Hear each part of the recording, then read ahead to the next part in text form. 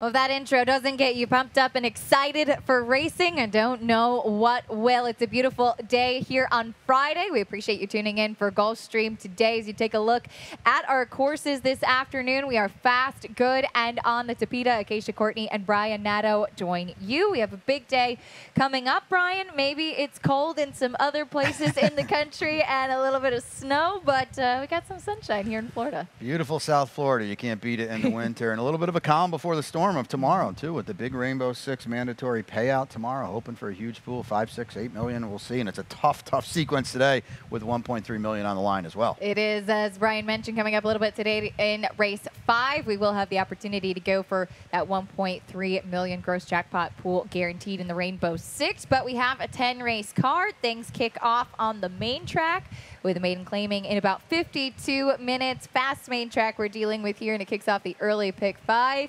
What do you got for us? I have chaos in race 1, and here we'll talk wow. about it. Yes, 6 horses. I have no opinion. This is the pyramid scheme I'm running here, reverse one at least. So it's a 6x5 early double for me. Another spread in race 2, number 7, Tis Romantic, at a price is on top, and then I'm much more condensed in the final 3 legs. Number 5, Stribling, maybe on a speed play for Mark Cassie and Edwin Gonzalez. They won together yesterday. 8-5 in race 4. Number 8, Batter Up Bud, a Safi runner. Second out, we know how potent that is. And then my best bet of the day, Super Legacy on a huge class drop off a lot of trouble up on the Tapeta at Woodbine last time for Mark Cassie. Using plenty of coverage in the first couple legs, and it's kind of one of those races where you can't really trust anybody. As I'm embarrassed that I ended up on the horse that's 9-5 right now in Volte Face, which I just kind of defaulted to this one because he really improved last time. He has been gelded for Antonio Sano. I'm sure in large part the fact that Irad Ortiz picks up the mount. He picked back up riding here yesterday in fine form once again, plays a piece of it. Yeah, I thought this horse ran very well last time. I look at the board, he's 9-5 early. It's no real shock. The leaders went 1-2 the entire way around last time, so he was a little flow against it. Gelding, Lasix, Irad, there's a lot going on here. Certainly the horse to beat. It doesn't mean you have to take 9-5.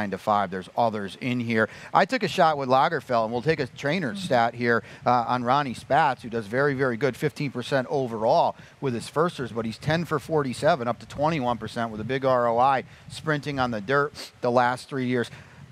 We've said this on multiple occasions in this forum here that if these firsters in races like this can run a little bit, they've got a big chance. They find their friends, so to speak, I think. I use the number 7, I'll Figure It Out, who scratched out of a tougher race yesterday to run here for Fausto Gutierrez.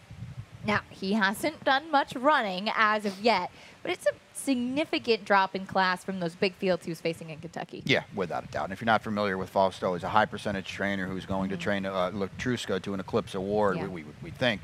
This year did a phenomenal job with her. Brings this horse down, obviously, like you mentioned, from Kentucky, facing better. Lasix goes on here, too. That race 2 back, I know it doesn't look that great, but in the grand scheme of things, against a group like this, probably going to win this race. Yeah, I would think so. He did close a bit there. And then you've got Singing Through the Storm. I mean, it's all part of the mix in here. I want to be alive after this race. If I'm not, boy, I've got bigger problems than hitting a pick 5 because I basically use anyone with any kind of hint at form. This horse woke up a little bit last time. Another one wasn't that far behind Volte Face, and is what's the about 12 times the price there. Flow against this one last time too. Might wake up a little bit. Lasix here as well. Well, the good news is you always have the early pick 4, and that kicks off in race at 2 on the Tapeta, about 5.5 furlongs, 20,000 down to 16 for this non-winners of 2. We're all over the map in this one. Take it away. Well, I mean, it's that kind of race, right? I mean, I went with Tis Romantic, stepping up, facing winners. I get it, but, you know, I've said it before. I don't think it's a bad thing when you come in off a win in a race where, listen, you look at a lot of these horses, there's a lot of losses in a row adding up. Mike DePaula does a good job on the Tapeta. This one won on the Tapeta last time, going a half a furlong longer at Woodbine, progressing on figures as well. That's where the dart landed at a nice price. Rafael Hernandez is going to win races here this winter, and he knows how to ride the synthetic, too. Yes, he does. That's a really good point, too. Certainly a lot of experience with it up at Woodbine. I took the 4 Loyal Louis, who drops in class. Javier Castellano picks up the mount. Richie ran well off the turf on the Tapeta again yesterday to back up that performance. This race, 2 starts back on the Tapeta, I thought would put him as a major player in here, just kind of back to basics for Juan Avila. Yeah, I've got him in second, and he's a huge player on the drop. This is a race where something's got to give a little bit. You look at Loyal Louis, one for 16. Next door, he's Royalty, 1 for 15. A lot of underneath finishes as well. The rail, Lord Darnley's 1 for 17. So something's going to have to give. They're all in the mix for me. And then you've got the speed to the outside with Weight of Glory, who will likely be a short price, not a winning type though. Not a winning type, and you actually showed the stat for the Preciado barn here down at Gulfstream. It is struggling to win races the last several years. I think about 8% for a barn that's typically about 20% overall, and you're going with the IRAD. We mentioned this yesterday, too. IRAD comes back yesterday, wins a couple of races. Listen, he's tremendous, but everything you pick on him is a big underlay, and you're going to get that here with Weight of Glory, They're going to take money, that's for sure. We turn the page and go on to race 3. Irad Ortiz picks up a mount with the 3 partners. Hope Tyler Gaffleone off all his mounts today, so Pete Aiello will keep you updated on all of those rider changes. Luis Saez was going to be riding at Tampa, his main horse Scratch, so he picks up a lot of mounts back here today. We both go, though, to the number 5, Stribling. Yeah, all right, you're with me. I am. Sweet play. Let's break, close our eyes, take a deep breath, and hope we don't stop, right? I mean, Stribling to me looks loose. Listen, he was awful last time. We don't know what happened. I didn't see an excuse. I will say this, though. He still kept his speed. And typically when horses are going the wrong way, especially speed horses, they won't break or they won't show their speed. He kept it last time. I mentioned Cassie and Edwin Gonzalez. They won yesterday. They're very, very, almost 30%. Edwin Gonzalez was riding this Tapeta course great this summer and into the championship meet. Hopefully we break running, catch a flyer, and at a nice price, maybe we don't stop. The number 3, Partners Hope, that's the mount that Irad Ortiz picks up. He has the opposite type of running style. He tends to come from off of it. I really liked him last time, and I felt that it was kind of a last time was the time type of race for him. Also, it is his second time on Tapeta, but first time sprinting on the synthetic, and I do wonder if this is a little tight for him. Yeah, I mean, I agree, and as great as Danny Gargan is off the claim, he hasn't really moved this one up off of Linda Rice, who does such a good job. Claim for 50, now in for 40, 0 for 10, 5 underneath finishes, and as you mentioned, a little bit at the mercy of the pace in here as well. So clearly the horse to beat. Irad's here. A lot of good catch rides today, by the way, with Tyler off his mount. Clearly the horse to beat. I just didn't want to single him on a horse that might be up against it in a few different ways. Rogers Ginger, not to be confused with Ginger Rogers, down to the inside. A gelding for Mike Maker kind of rounds out. Would need to improve. We'll see how the Tapeta does help him today. Not a lot of speed either, right? And that's a worry, too, especially from the rail. If he breaks slow again, gets run off his feet, he's going to have a lot to do. Race 4 is a Florida-bred maiden special weight, 5.5 furlongs on the main track. We both go to Batter Up Bud, and we have the replay from his debut. Again, that's a maiden optional claiming, so did not have to be into the tag. Here he is with the head on. You can already see him throwing his head up, just that greenness, breaks very slow out of the gate. And as we take a look at the pan shot as well, you'll see how far back he is right at the beginning, and that really, for especially a young horse, a first-time starter, late in his 2-year-old season at this point, really puts him behind the 8 ball. Yeah, I agree. And you know, Safi is up to, I think, 13% now first out, but it's not his thing. And I feel like anytime Safi runs a second-time starter, we don't have to work too hard on a trainer staff because it's huge, and we'll show it here with Safi. I mean, 33%, 26 for 80, so it's a sizable sample. Second-time maiden sprinting on the dirt the last 3 years. He's just potent with his second-time starters because he doesn't really crank them first out. And this horse ran very well first out, which to me says he's going to move forward even that much more. Blinkers and Lasix go on as well. I would think we're going to get a big, big effort from Batter Up Bud. I don't think we're going to get 7-2, though. Some intriguing first-time starters beyond that. I went to the number 2 Klugman, Practical Joke. They've been very precocious. He has the half-brother to Harper's First Ride, who won the Pimlico Special, was best going a mile and a 16th or around there. So we'll see if this is a starting point, but the works have been very quick.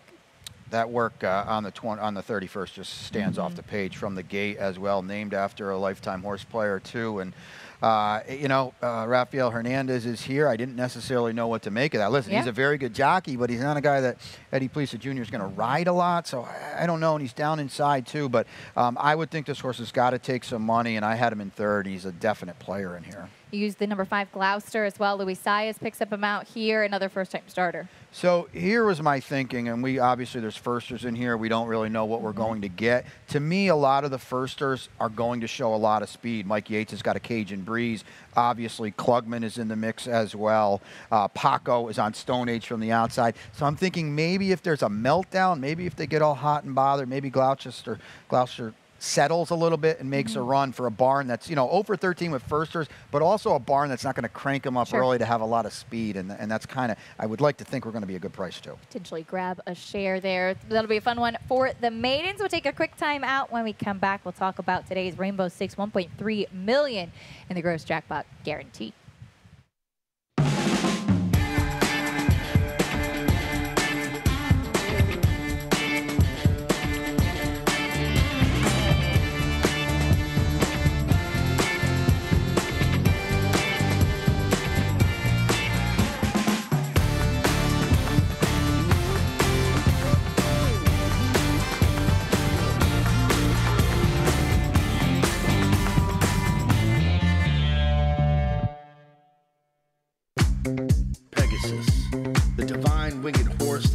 Heroes mounted for glory. Arrogant, gun runner, city of light, mucho gusto, and Knicks go. Racing, the thunder and the lightning on the track, energy in the stands. 5, fashion, entertainment, all for one. We're back on Gulfstream today, Acacia and Brian, and it's Rainbow Six day, as Pete Aiello said yesterday, the penultimate day before the mandatory payout, which is tomorrow on Saturday. And Brian, I took a stab at the sequence today. I don't envy you today. It's not easy. I just ripped the Band-Aid off right at the beginning. I'm going to single Super Legacy, which is my best bet today. I just kind of said it was...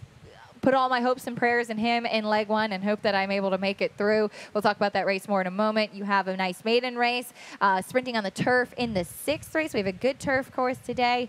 7th race, I've got Fillmore East, and She's a Savage. I could have used several more in there, but trying to keep things affordable. Race 8, I have 3, and then a spread in the 9th race, which is a super quality race. I have a long shot play. I'm going with Violent City for Ian Wilkes, but you have Collaborate, Mutasa Beck, Bank on Shea, layoff runners with a lot of back class. And then in the nightcap, I've got Golden Indy and Lucky Lucas, 2 second-time starters for $28.80, but Super Legacy for me to kick things off, and I know you like this horse as well. He's my best bet too. I would think he's going to end up going off as a very, very strong favorite. I mean, you look at the races at Woodbine, the Grade 1 Summer, albeit on the turf. It's I believe it's the only Grade 1 race for 2-year-olds without not counting the Breeders' Cup juvenile turf. And he didn't run, but then he gets back to the Tapeta in a nightmare trip last time. Again, these are obviously open company at Woodbine. Here he is dipping in with Florida breds, proven on the Tapeta. Cassie and Hernandez are 20% together. They get together a lot. There's a lot of reasons to like this horse today. He's well drawn too. You mentioned the nightmare trip and the display. Pulled some of it for you. I think you really need to watch the whole race to really get the feeling. But you can see at the start what happens. Kind of leaps up a bit at the break. He's in the red cap. And then he's really headstrong from then on. Very tough for a 2-year-old at this point as well. It's just his 3rd start. And even past that was really, really tough to handle and tough to settle. And he just looked exhausted late in the race as a result. So I landed on him as well.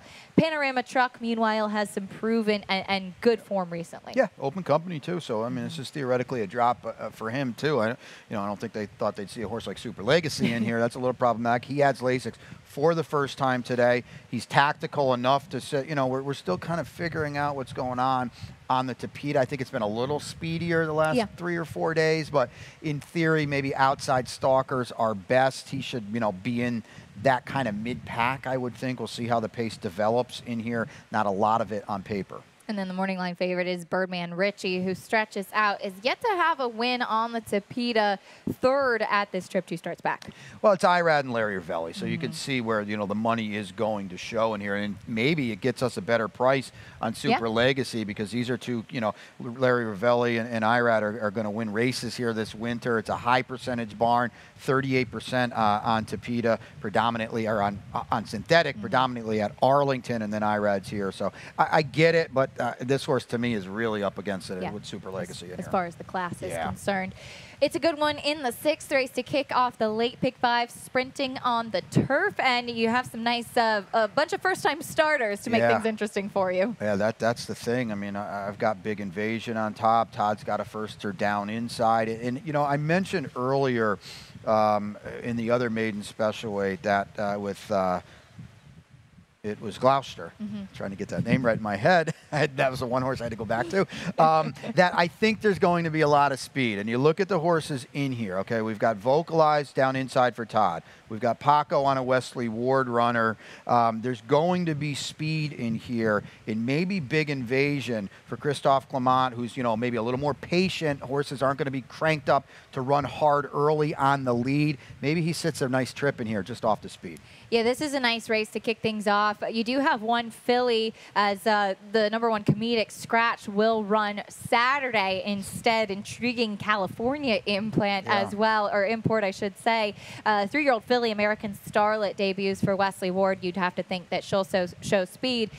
Big Invasion was supposed to run in a turf sprint at Saratoga. Unfortunately, wasn't able to run there and came back and has been training here at Payson Park and has the opportunity to run now. So there is plenty of turf pedigree, and does pick up Irad Ortiz for the debut as well. He's a lovely mover, but as you mentioned, we'll see how he is compared to these other firsters. Yeah, I mean, 5 furlongs on this turf course is snappy as well. We kick off the late pick 5. Do we need to show my ticket? That's a tough sequence here in the late pick 5, and I went 2, 3, 4, 6 in here. As you see the 4 on top. Check the tote here too as well, because these firsters are supposed to be live and taking money. The 2 Vocalized, meanwhile, out of Harmonized. He was obviously a really good turf mare for Bill Mott.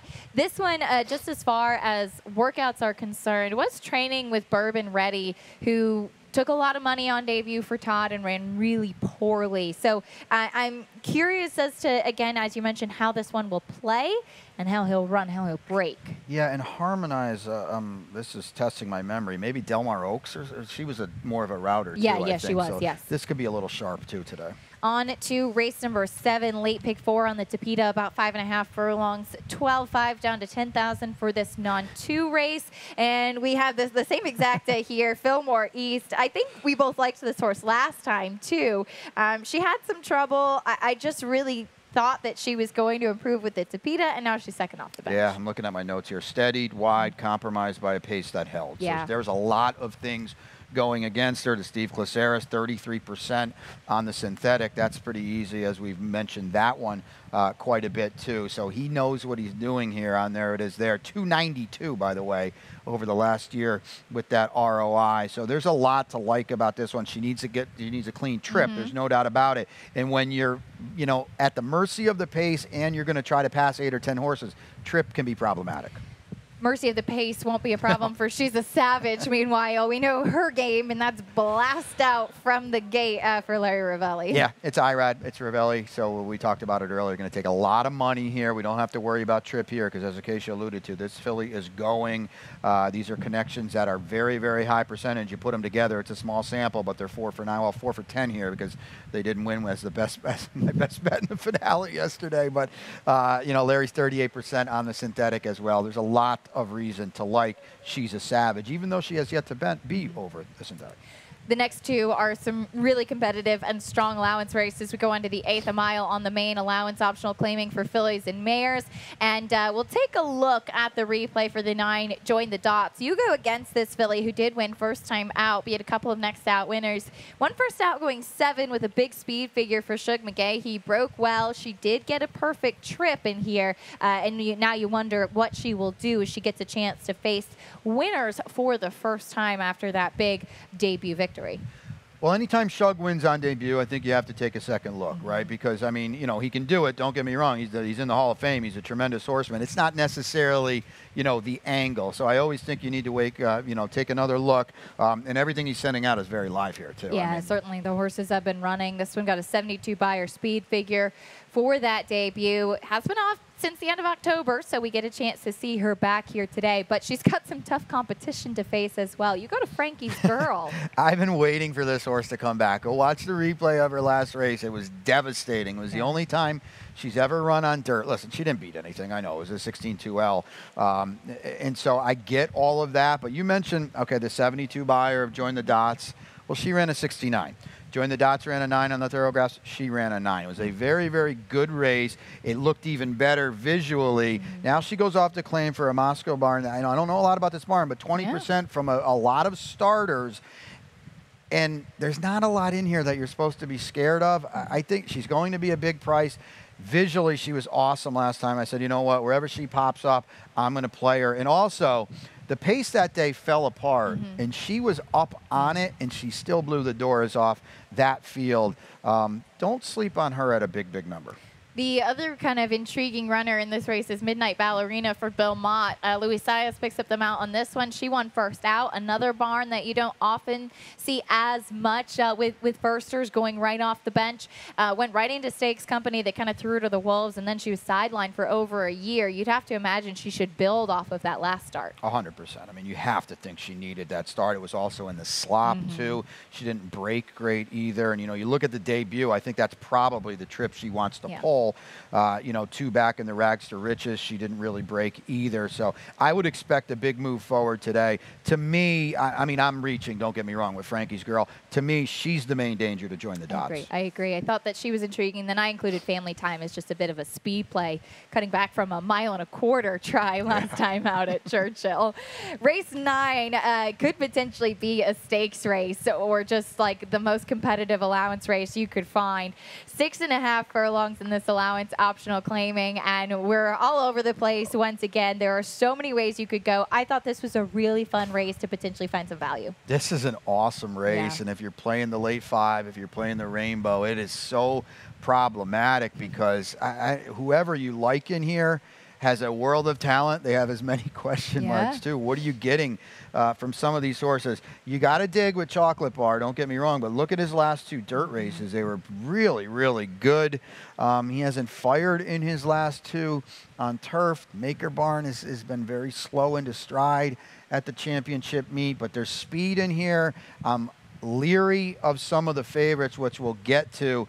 He's going to be a nice price. Mike Dubb, Mike Maker. Javier's been riding very, very well since he got down here for the championship meet. I'll take a shot at a horse that I think will get overlooked in here. I did exactly the same thought process, just with a different horse, and that's Violent City, who comes back. We haven't seen him since March when he tried the Grade 3 Ghost Sapper behind Eye of a Jedi. And I kept thinking throughout the winter of last year and last year's championship meet that I just didn't trust this horse going a distance. And I love the cut back today. He's also been gelded. Ian Wilkes, as we talked about a little bit yesterday, he got beat a nose in the feature yesterday.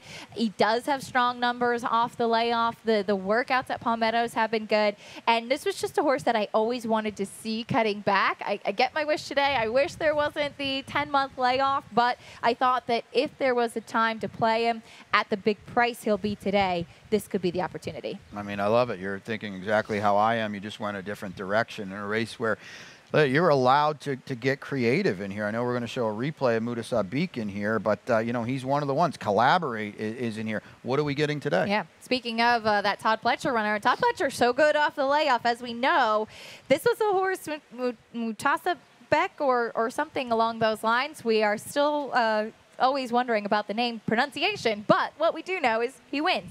He took a lot of money in the Breeders' Cup Juvenile Turf as well. He was 5-1 that day. Fire of Will was a giant price. This was his Mucho Macho Man win. For me, Brian, I always felt he was just a little overrated.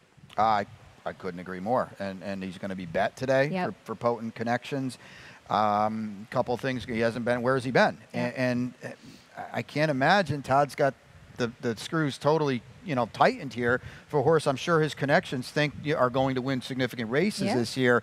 And this is a tough field to come back in. And I just think today, on January 7th, is the right time to fade him a little bit. And if he beats you, he beats you. But you're trying to beat him at 15. I'm trying to beat him at 8-1. And you've got to look for value in here. Collaborate. What are you getting from Collaborate? He's the big question. I think you and I, we said yesterday, he either wins or he's last. You kind of wonder what will happen. You haven't seen him since he tried the Curlin behind Dynamic One and Miles D in Saratoga. I do think that he's maybe a one-turn mile type more than anything, so I was worried a little bit about coming back at the 3/4. He also has the layoff to contend with. Bank on Shea, who ran a 95 in a New York bred stake back in April, is coming in. First time for Carlos David, and he's got a lot of speed. Yeah, exactly. And, Collaborate, every time he's faced real horses, he's been nowheresville. Bank on Shea is to his outside. To me, something's got to give, especially going a one-turn mile. I mean, that is such a demanding distance and trip to return at. You've got to run hard every step of the way. And, again, it's another reason I think Multiplication and I are looking for value in here. Really fun race in the 9th. We wrap things up on the turf in race 10 today. We are going a mile, maiden optional claiming here for 4 and up. And once again, we're a little bit all over the place. Trupia, you land on. Well, Jorge Duarte does a good job with everything, but when I think of him, I think of turf, and this is a war front out of a Dynaformer mare who's a half to force the pass, who won the Belmont Derby, Grade 1, $1.3 million in the bank. Now, he hasn't tried turf, which is a little odd that he didn't get him to the turf, and he gets it today, and he's in for 40. These aren't great signals, don't get me wrong, but regardless of who you want to go with in here, they're all a little bit tough to trust. They really are. I took on top the number 2 Golden Indy, who I think will take money because he did show speed on that debut. But I am intrigued by Lucky Lucas, who's 20-1 on the morning line.